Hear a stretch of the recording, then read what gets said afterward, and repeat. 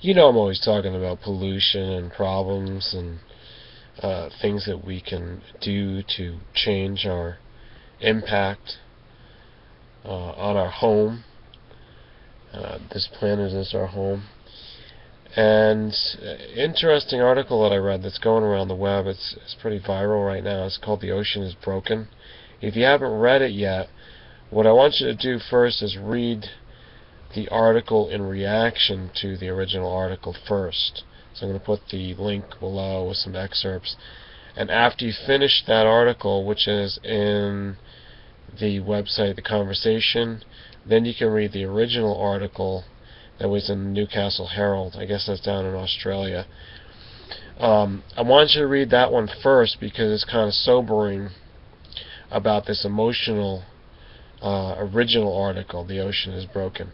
Now, while I do want you to, consider everything in there with concern, just it's terrible that the ocean is getting destroyed, and probably the ocean is going to go first. It's going to get destroyed first because the air is so vast and it's moving all around.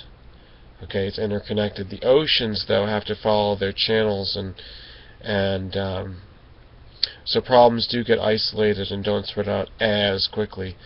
Well, actually, they do. See, the thing with the ocean, it can. How do I say this? All I want to say is that simultaneously these things are going on, air and ocean, because they do intermix with weather patterns, and with evaporation and then precipitation. Everything gets mixed. So I'm not talking about dilution, I'm talking about the pollution problem.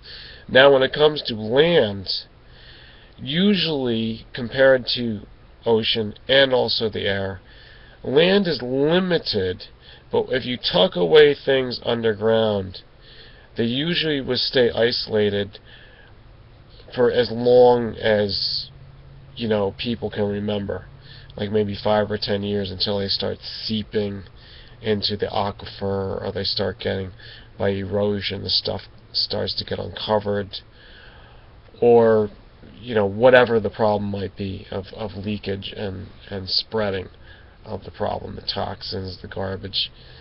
How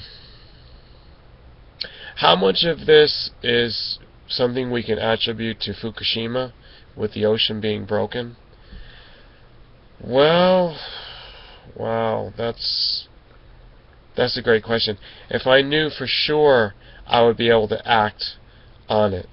As it is right now, I'm acting on things by getting the word out, and I'm changing my whole life by moving and starting to get into a whole new lifestyle that I plan to do. It's been a long time now. It's been over 20 years. But these things don't happen instantly, because actually the system just works against it. So, being trapped and stuck in this, constant things that bring us back to where we don't want to be. Let's put it that way. So this thing about the ocean is broken. I know that we don't live in the ocean, and some of us are not that close to the ocean. But it's sad because it's the source of all life. It's the source of all of our oxygen, in fact, most of it, compared to like the Amazon or other lungs of the earth. It's really the microscopic organisms in the ocean that make our air quality possible. Not just that, but also the forces up in the air, and also the radiation from the sun tends to be purifying, but too much of a good thing can be very deadly. So there's this constant balance that we have to have. But the organisms in the ocean, especially in the top layers, are the ones that exchange the elements and put out a lot of oxygen. So we're really risking our own survival here. Check out the articles and let me know what you think. Make a discussion here if you feel like it. And thanks for listening.